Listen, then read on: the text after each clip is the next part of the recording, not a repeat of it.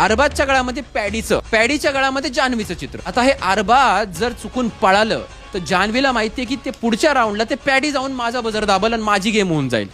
ती अरबाजला सांगतीये. आपण शब्द दिला होता का अरबाज म्हणतोय, जान्हवी तिकडून तिचा चेहरा बघितला का थोबडा असा एवढूसाच झाला होता, एवढूसा लिंबू एवढा झाला होता. असं करते, असं हो आपण शब्द दिला होता असं हो करतीये. नंतर एवढ्यात ते मानलं नाही ते अरबाज, ते तसंच उभं राहिले. मॅडम त्याच्या जवळ गेल्या आणि त्याचा हात पकडतायत असा.